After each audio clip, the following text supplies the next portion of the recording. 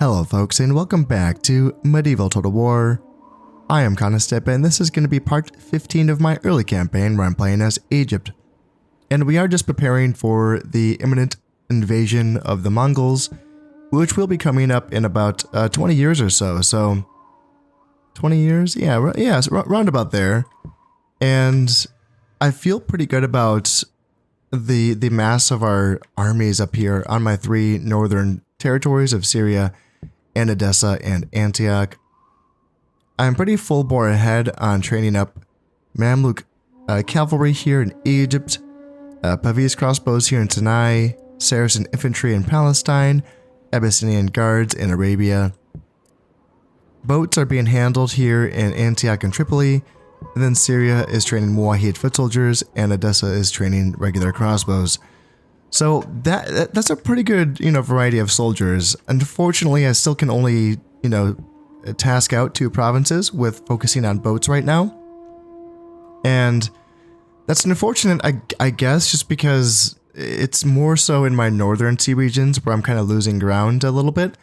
The French boats, there's not too many of them, but they are capable in the areas where they are. They have the caravels, which are decent boats, and even their tier 1 boats can do pretty well against my tier 2 boats. And the Byzantines and the French are no longer at war with one another, so their Byzantine navies are not helping out my own in this struggle. So I'm a little bit thin up here, a little bit, and my 2 boat building provinces are struggling to keep up, I gotta say.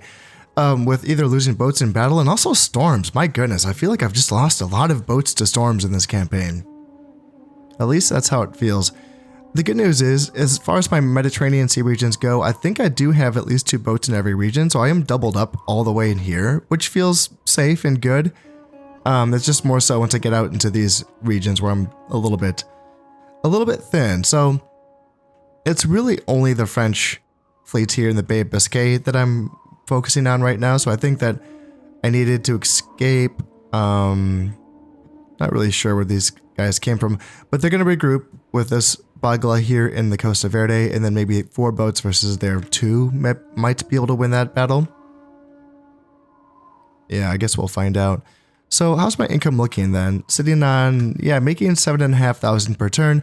I have almost $500,000 in the bank, which feels pretty good as well. So I'm pretty well set, I gotta say. Still, I want to be able to hurt the French wherever I can because they are continuing to crusade against me. They have another crusade sitting here in Rome, and there's only 222 men left in this crusade, so it's probably going to last longer than I would like. Just really seems like the crusades take a long time to finally dissipate and go away, but oh well.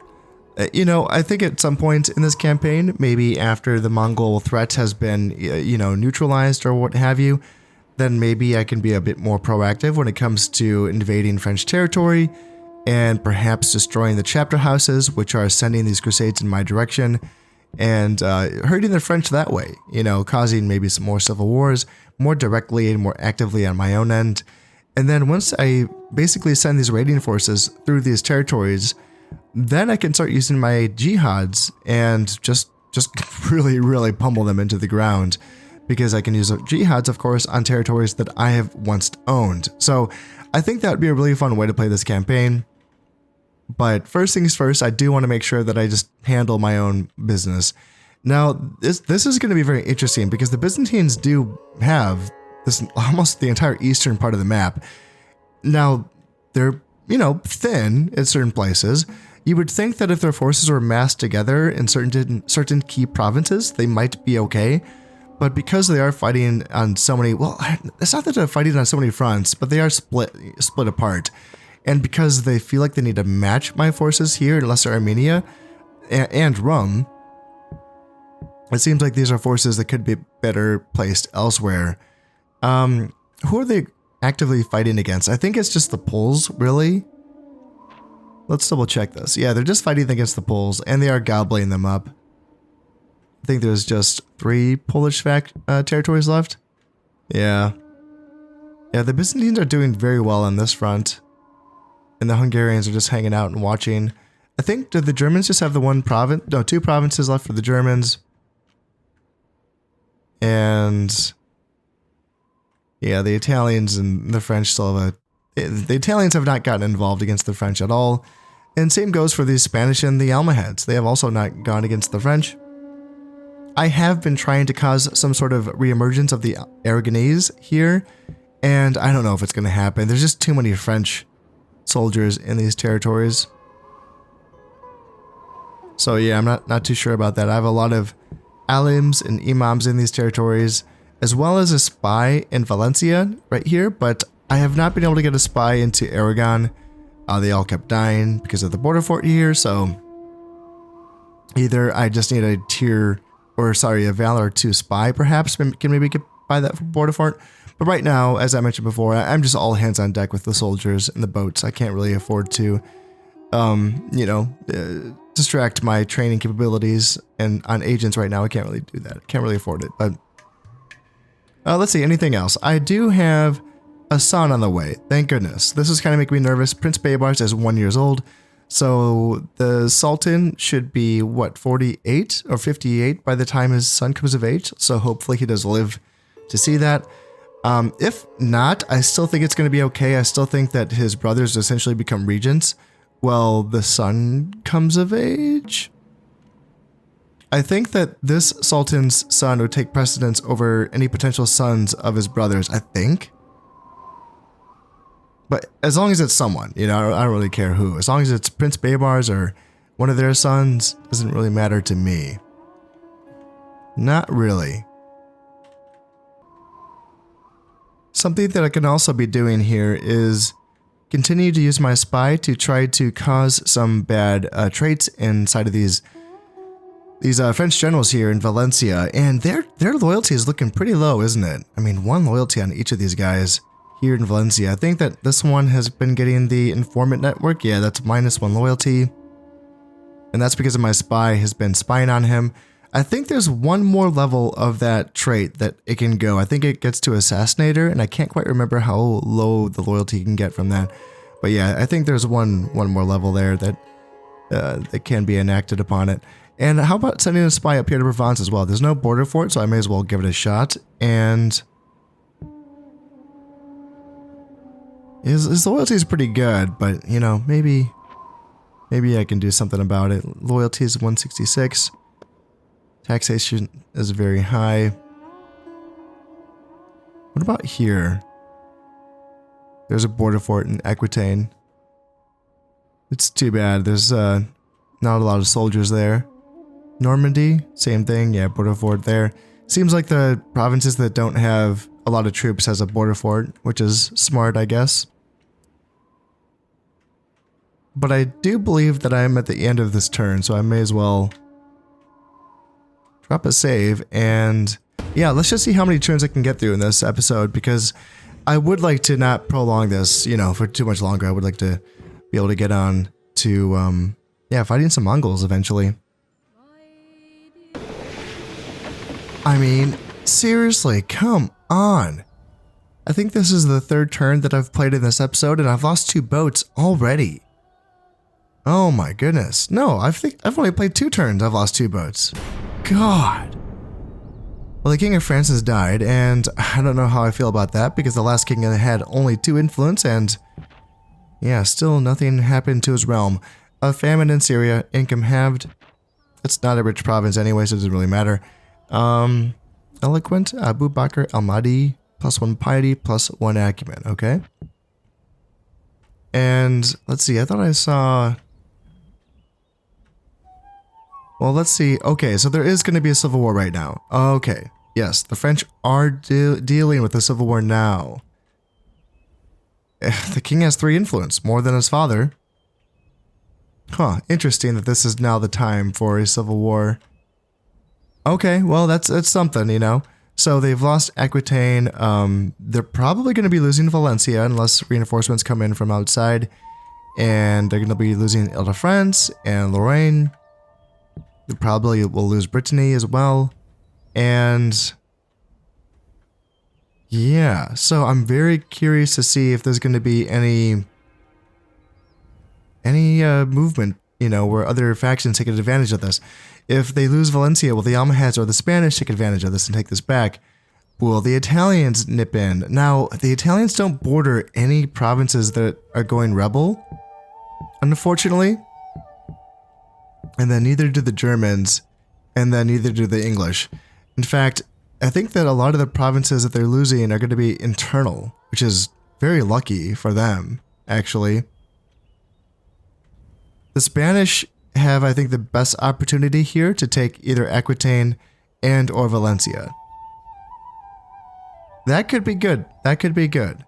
Or if the Spanish took Aquitaine and the Aragonese, or I'm sorry, the Almohads took Valencia, just to provide some, you know, more strength, you know, for these two factions that are seemingly kind of stuck here. That would be nice. Yeah, I would appreciate that. Hopefully something can happen. Hopefully, you know, someone can take advantage of this. Are the French currently still at war with just the, yep, just me and the English and the Germans? And that is it. Oh yeah, and also I did, my spy here in Provence did discover a secret vice in this general, which is envy. And envy is a -3 loyalty vice. Still, his loyalty is pretty healthy at 5. But if I keep spying on him, I might be able to cause it to go lower. Ah, yes. Yes, awesome. This is exactly what I wanted to see. The Aragonese reappear. I didn't think they had Aquitaine. I had no idea. At one point, they had owned Aquitaine. Awesome. It looks like it's just going to be the one province. No, they got Valencia. Oh, yes. Awesome. Sweet. They got Valencia and Aquitaine. Perfect. Oh, that's so cool. Oh, that's so cool. That's exactly what I wanted to see. Okay, so what do we have here?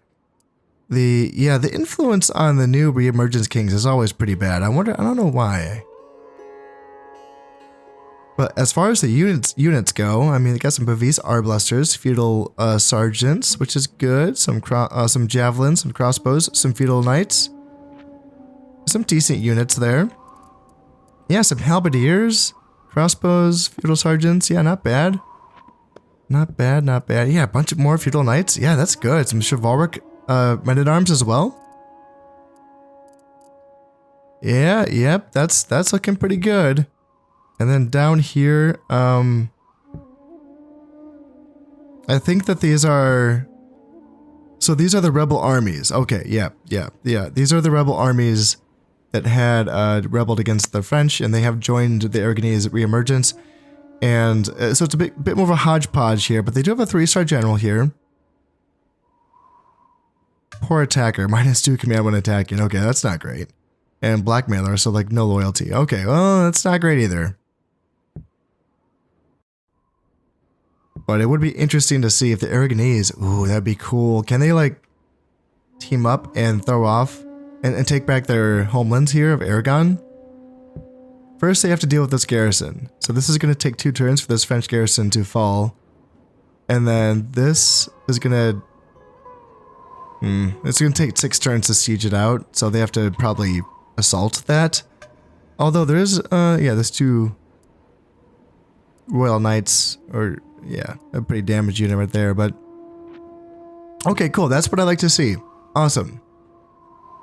Yeah, other factions taking advantage of the French weakness right now. That's exactly what I want to see. Now that Valencia is in the hands of the Aragonese, I don't really wish to hamper their ability to hold this region, so I would like to actually get all of my alums out of this territory. What I'm thinking is just moving them through into French territory. I can leave my imams in Aragon for now, at least. And the alums, though, maybe can come up to, maybe not Toulouse, but Provence is at 125% loyalty on very low taxes. So there might be an opportunity here. Also, my spy has been continuing to work against this guy. It looks like he hasn't really lost. Did he gain loyalty somehow? Well, let's just continue to work on him, and yeah, as I was saying, I will bring my alums up to potentially cause some trouble in Provence. Because, you know, by this point, the French have reclaimed most of the territory. This is just a couple turns after the revolution, the Civil War that the French had to deal with, and yes, they have reclaimed most of their territories, other than the two that were lost to the Aragonese, and Brittany still remains rebel. So there's an opportunity there for perhaps maybe the Aragonese to go up there and sneak that away, or maybe even like the Byzantines can purchase these rebels and maybe get a foothold in Brittany. That would be actually kind of nice. But other than that, they seem to have stabilized pretty well here. So the French king has 4 influence. He's 31 years old. And again, I'm holding out hope that maybe once his crusade has failed, then maybe that will cause another issue amongst the French. I'm going to continue to try to bring them down by using covert means. Oh, I just saw the King of Aragon going for Brittany. That's a bold move. I kind of like it. Yeah, I want to see. Yep. Yep. King's dying. Spearmaker finished here in Tripoli. Amir Abu Sharaf, +2 acumen, -10 happiness. I'll take the acumen. He's a governor, so that's fine. Honestly, I'm okay with that. Yeah, looks like they got it. They got Brittany. Okay, Aragon making power moves. I like to see it. So this is only going to last for 2 turns. Yeah, nice. Awesome. So, is there going to be a response from the French? I mean, they're not at war with the Aragonese.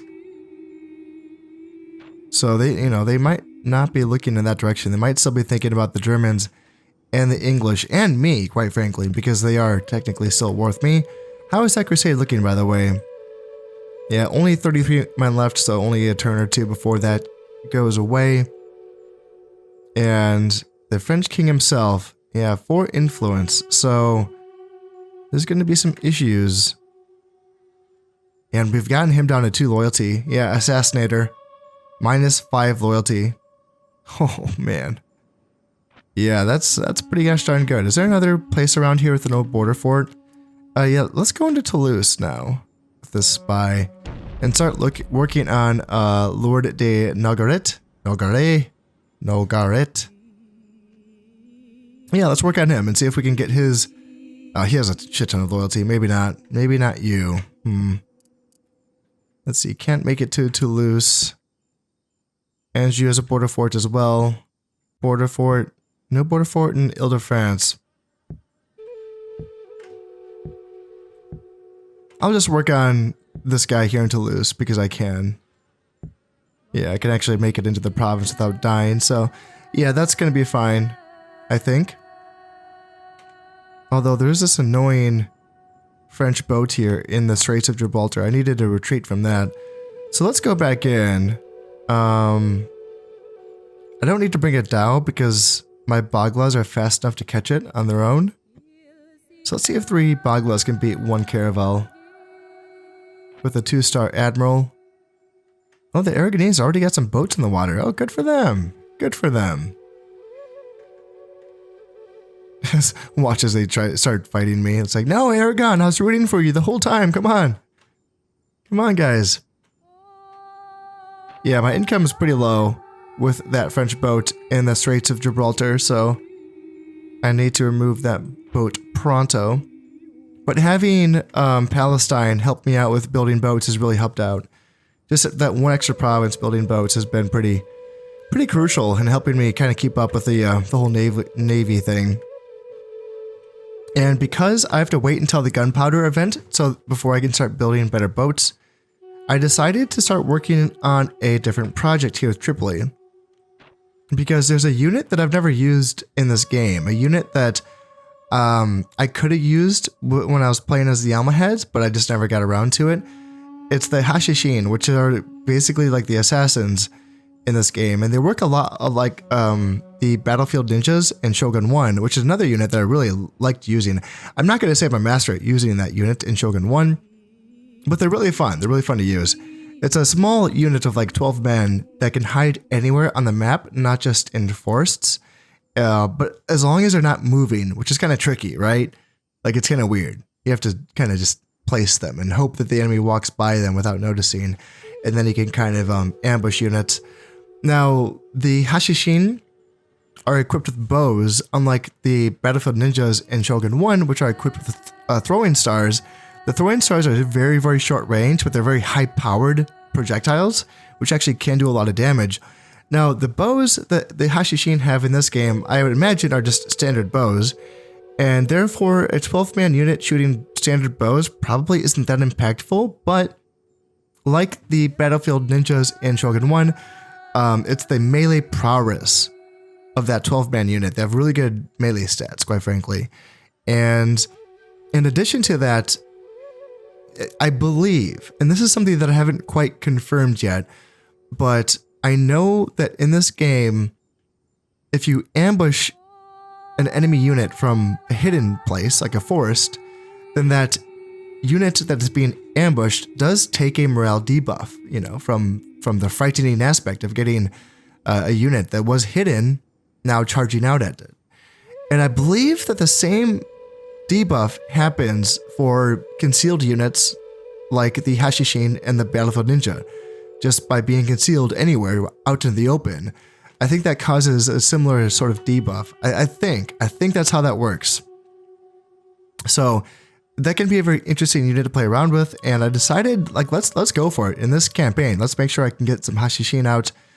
Tripoli needs to get to a Master Swordsmith, and one more thing, a Ribat. So I need to train or build a mosque, and then a Ribat, and then a Master Swordsmith, and then that's it. Then I get some Hashishin, so that'd be pretty fun. Also, it's interesting. I'm listening to the History of the Crusades podcast, and it had a special episode about the assassins, and that's when I learned more about the Nizari. And so, like, it's my understanding that the Nizari and the Hashishin are basically, like, the word itself is interchangeable, essentially. Like, they were all part of the assassins. So yeah, I think I've already read this, but the Nizaris are members of a sect who have been inspired by faith to make war. They are armed with swords and bows, making them a flexible force for any Islamic general. Their fanaticism can sometimes make them impetuous in an attack when they will ignore the odds against them. So that doesn't really say much about what the unit means historically, but yeah, it's my understanding that the assassin guild, would you call it? Is that what you would call it? I don't know, but it was like an offshoot of like the Ismaili, the Ismaili Shiites. So like, you know, there's the war between the Sunnis and the Shiites, but then even within the Shiites, there's like the Ismailis. And I can't remember what their thing was. Was it just a specific imam that they followed? Was that it? It might have been. I don't know if they had any different religious beliefs that separated themselves from other Shiites. But it might have, was it? It might have been just them saying, hey, our guy is Ismail, I think, is the guy that we follow, maybe. But yeah, the Nizaris, I think, was just like a word for, you know, like the soldiers of the assassin creed, essentially. And I think that the Hashishin was kind of a similar thing. I don't know really what the difference was. If there was a difference between the Hashishin and the Nizaris, like linguistically, like were those different things, or was it the same just thing? If you know the answers to that, let me know. I would like to figure that one out. But in the game, they are separate units, and I'm looking forward to using them both. Oh man, the poor Polish. They're losing Poland. The Byzantines are going ham right now. Yeah, they just cannot be stopped. Is that it for the Polish then? No, they have one more territory. Is that Silesia? Yay. Yeah, rough for them. Let's see, a new pope has been declared. Okie dokie. I don't think anyone has been excommunicated recently, so I don't think that was a big deal about him dying. And I want to actually go look up here. Yeah, the Polish have one province left. Ooh, that is rough. Oh, and now the Germans are gonna go under as well. Yeah, they've been holding out in their last two provinces for quite some time. The French seem to be busy with other things, but that is no longer the case. The French are going in to finish the job. They're taking Austria. The Germans are still hanging out here in Bohemia as well. But yeah, they're going to be losing Austria. And yeah, the Pope is asking for more crusades against me. And I think that crusade just went away. Yeah, that just went away. So I'm looking forward to seeing if that's had any impact on the French Empire. Let me just go through these real quick. This is just looking for any governors or generals with stars. This is a starred general plus 3 acumen. We'll need to keep track of him. Oh, and there we go. We have our homeland's objectives scored, so 10 points for me. Huzzah. Let's see. So 53 points. Oh man, the Byzantines sitting at 106. My oh my. Yeah, they will have to be dealt with by the Mongols. Not by me. By the Mongols. I mean, I'll get my hands dirty if I have to, but something tells me I'm not going to have to. Who knows? I gotta say, during my last campaign, I think as the Danes, I feel like the Mongol invasion was pretty limp. It was a pretty small invasion, honestly. So, yeah, if the same thing happened, the Byzantines might be okay in this campaign. They might just brush it off with no problems.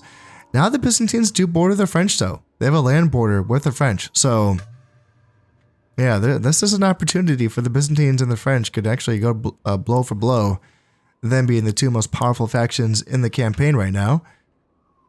And let's see, how long is this German? The Germans are going to hold out for 2 turns here in Austria.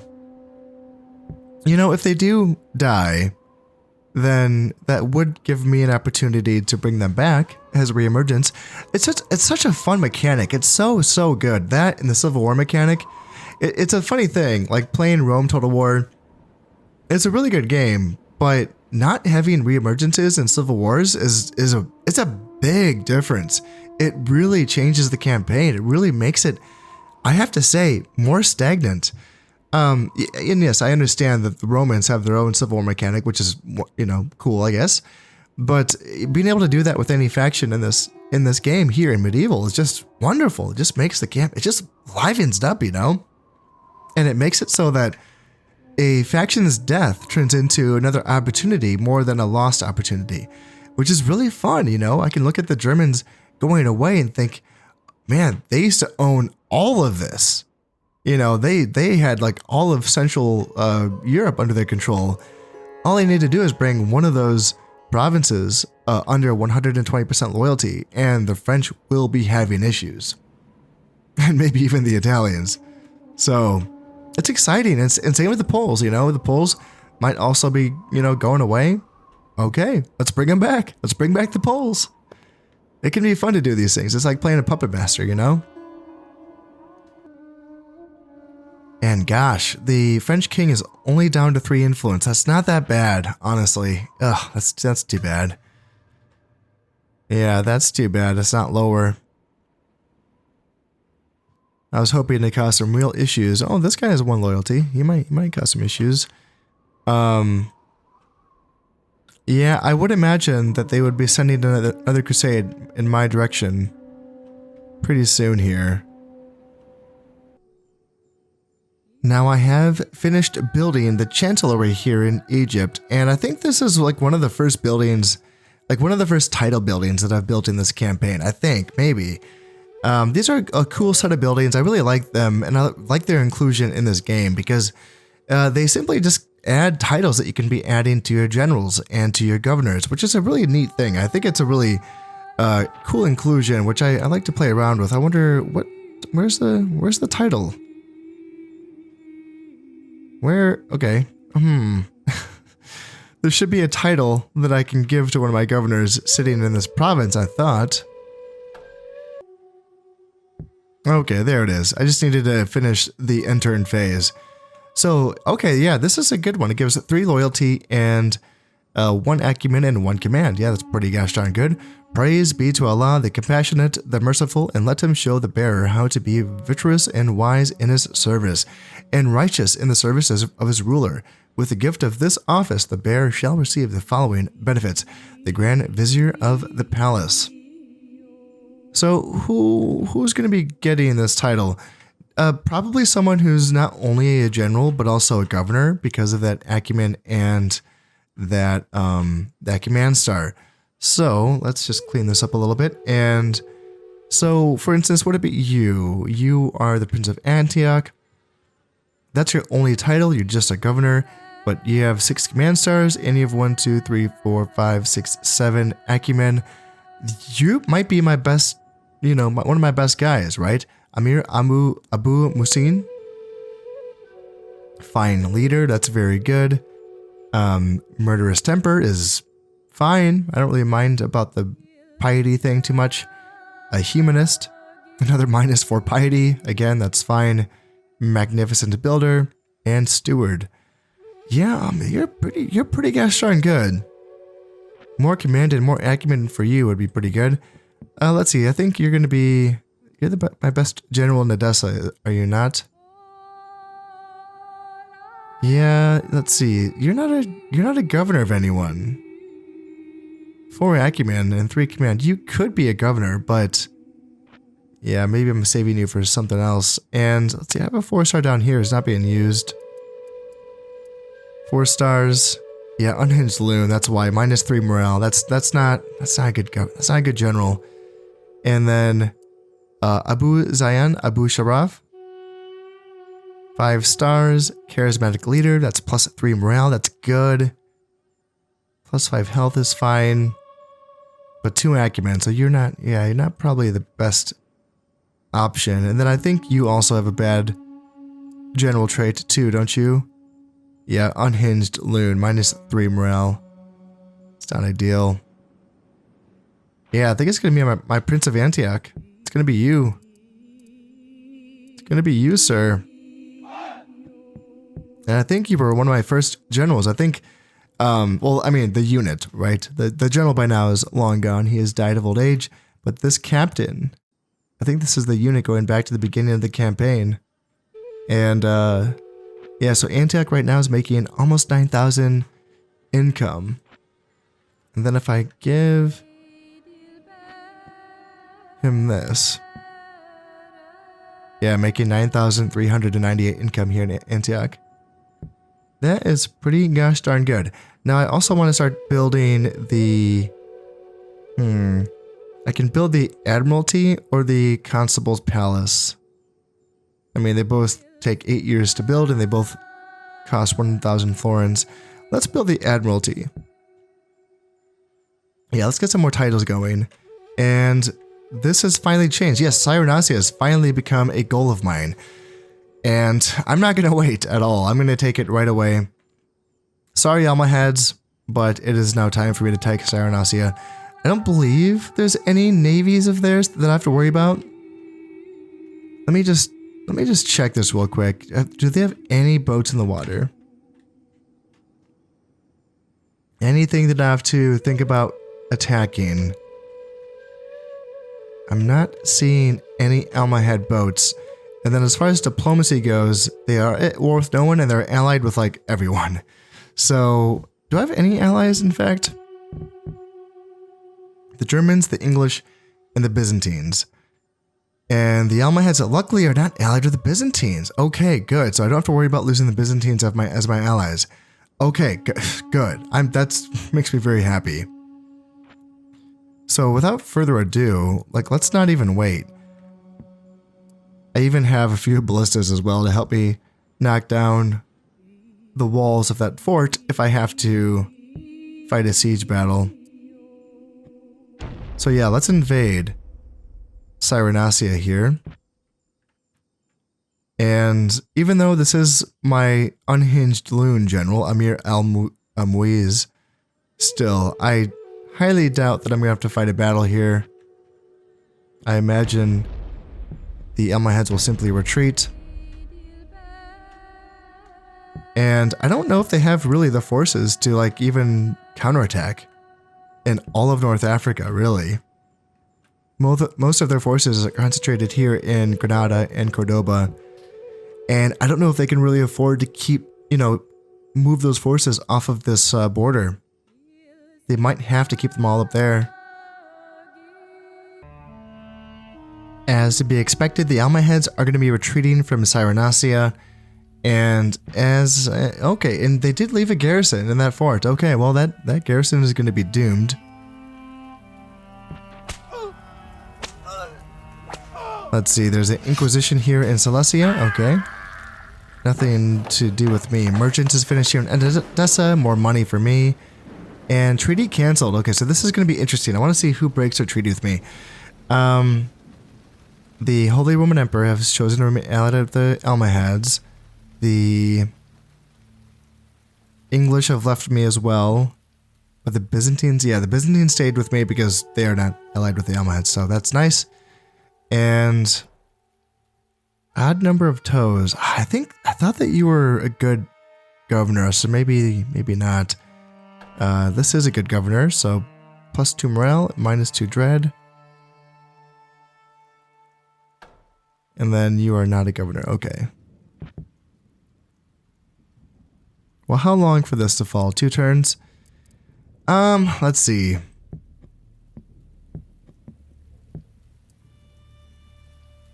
It is tempting just to attack, because I will be taking attrition over, like, all of my forces, I think. And if I attack, then I can essentially choose which units will be taking those casualties, and it'll be less micromanagement for me to, retrain those units, I think. So yeah, that's probably what I'll be doing. I can just go in and attack with all 3 stacks. I have my ballistas, so I can actually knock down the walls and the gate without taking archer fire from the fortifications. And then I can essentially just march up with my archers and just shoot them all to death, or just charge in, or really whatever I want to do. I actually was almost considering to end this episode here, but it's been so long since I have played a battle in this campaign, so why don't we end this turn and fight this small little siege battle here in Cyrenacia, just to get it out of the way and also give my fingers a bit of practice. I know it's been a while, and if I plan on fighting some big battles coming up, I need to sort of remind myself how to command armies in this game. So let's get this over with. Let's see, is it going to be any... Yeah, already the Almohads are sending their Caliph down to potentially respond. I don't know if he's really going to make a move at it. Castle Assault. Yeah, they just have 2 Desert Archers and then 1 Berber Camel. So, yep, nothing too worrisome. Oh, I should probably make sure that I have the right units available. Yeah, I want my 3 ballistas. And then after that, probably just like... Do I have some Wahid foot soldiers in this army? No, I do not. Okay, that's too bad. Maybe just some Saracen infantry. And I don't think that crossbows are a good shout, just because they tend to, they shoot in a straight line, which is not really great for siege battles. But Desert Archers and maybe some Mamluk cavalry will be a good idea. Now I am all set up here and ready to go. I have my ballistas just at the very edge of their range where they can still hit the building. As you can see, this front one seems like it has to be pretty close, but it can't hit the gate right there. And then there's a bit of elevation on this side, so this one can be a bit further back, and it can hit the stockade. Now, ballistas can get through a stockade. Not every time. Sometimes they don't, hit all of their targets. But this one should be able to get through the gate. The gate is a little bit weaker than the stockade. And then here on this side, I'm going to experiment a little bit, because it's my understanding that Valor does increase the accuracy of ranged units. And it is also my understanding that each command star of a general will give an additional point of Valor to any units that are in close proximity to that general. And I'm wondering if that helps ranged units shoot with more accuracy, which could help low accuracy artillery pieces like ballistas. So I'm going to experiment a bit with that. Other than that, I have my infantry and cavalry split up between my 3 attack avenues. So let's just go ahead and start shooting here. And there's been one other time where I've experimented with using my general's valor to try to increase the accuracy of artillery units. And it was actually the artillery unit that was being babysit by the general was the one that did not make it through the defensive fortification, whereas the opposite, like unsupervised artillery piece, was able to make it through. So that was a bit ironic, and I'm wondering, that was only one test, so I want to do this again and see if there's any noticeable effects here. So far, the ballista, after a handful of shots, is the one that's being babysat by the general is the one that hasn't even hit the stockade yet. Oh, that is so weird. It can't even hit it.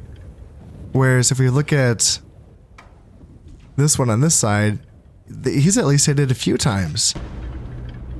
Now I think it's the angle, honestly. I think the angle of the hill lines it up better to the stockade. And this is hitting, yeah, that one's hitting okay. But this one got its first hit in. Man, you would think that it's like straight on, but yeah, it's just been really struggling. Castle. Yeah, now the gate has been opened. Can this ballista hit any units inside? Does not seem like it. Now, it can actually hit both sides, and it seems like this ballista has started to catch up, which is nice.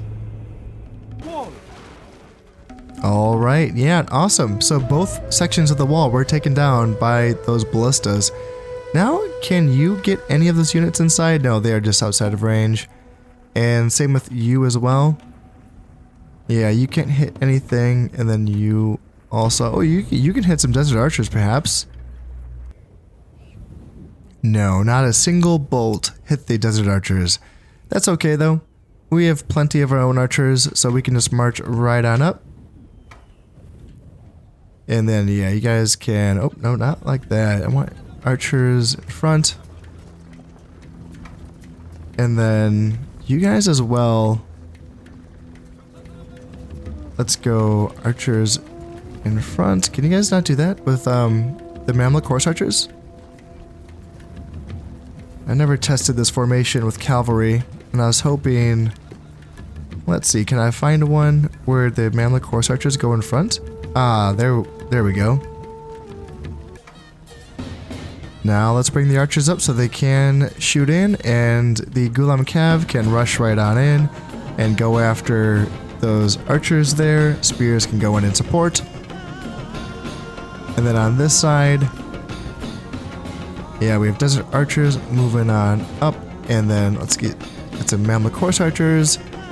Ghulam Cav rush on in, and Saracen infantry go on in and support. Then here, and then here. Yeah, so we're chopping down the desert archers. Those Berber camels are going to have a bit of a... I don't want to say an advantage against my Ghulam cavalry. My Ghulam cav already lost 6 guys. Jesus. Alright, Saracens, let's send them in against those desert archers. And then these Ghulam cav, let's send them on in. And then Saracens go up and support. And now we just have to mop up the remaining guys inside. Yeah, I don't really want these camels fighting my horses. So if I can get my spears into the camels, that's what I brought you for. And then Ghulam Cav come around. Let's see, we have 11 desert archers left. Saracens go on against those camels there. And yeah, they're pretty awful. It looks like, yeah, my Ghulams got into them. That's not really what I wanted. Yeah, my Ghulams are going to be losing a lot of guys. Can I get these guys back? Yeah, you don't need to be fighting those camels. And now there's only 9 Berber camels left. They are being poked down by my spearmen. And I got my Ghulam Cav out of harm's way. God, they actually lost it. They lost a fair bit of guys. Either to those camels or those archers, or maybe the the defenses. I think the fort may have been shooting arrows as well. And yep, there's just one Berber camel left. And let's just speed this up. Probably lost a bit more guys. Yeah, lost 83 guys. My goodness. Oh well, Cyrenacia is now ours. Yeah. We got the province. We did pillage 400 florins. And let's see. Looks like the French attacked us here in the North Sea, but we were able to sink their boat, even though they did sink one of mine. And my Sultan did just die. I don't think... I think that was just 1 year before his heir was about to... Let's see, it says his heir lives. But I think that's his brother. So I'm curious to see what happened here. So I'm the richest, yes. One of my generals has died, Hamza El Muiz. That was the guy that in that year he died? Let's see. And any... Yeah, nothing too important there. But this is... Oh, wow. Yeah, he came of age in the exact year that his father died. Wow. So Sultan Baymars the First. 3 influence, not great. 3 acumen, that's okay. 1 command, 2 piety. Natural leader, that's fine. +2 morale and +1 loyalty. And materialist is also fine. +1 acumen. Okay, well, that makes me think that maybe those traits could be improved upon. Not natural leader, but maybe materialist is one of those traits that can get better over time. Maybe. I'm not quite sure. But yeah, he came of age, and yeah, now it's it's just him. So he needs to. He's 16, so. Yeah, he's seen some better days. But yeah, he now has a job to do. He needs to start making some more heirs because now it's just him, which is it's a bit frightening, to be honest. And yeah, there's no fort left here in Cyrenacia, so I have to start building this fort back up. So let's get that going. And yeah, we probably will be seeing some Mongols in about 5 years or so. How's my income? I'm making 5,000. That's okay. I have $500,000 in the bank, which feels pretty good. And I don't is there any French boats in the water right now? Maybe not. So that feels good. French king has 3 influence. They still have not launched a crusade, which is interesting. Kind of would have expected them to do that by now, but hey, you know what? I will take the respite. And yes, I'm looking forward to facing the Mongols. In fact, I don't even know if I will have to face them in the next episode, but I will get to see them in the next episode. So, but you know what? That is all going to have to wait until next time. As always, I hope you have enjoyed this one, and thank you very much for watching. This has been Concept playing Medieval Total War. Thank you very much, and goodbye.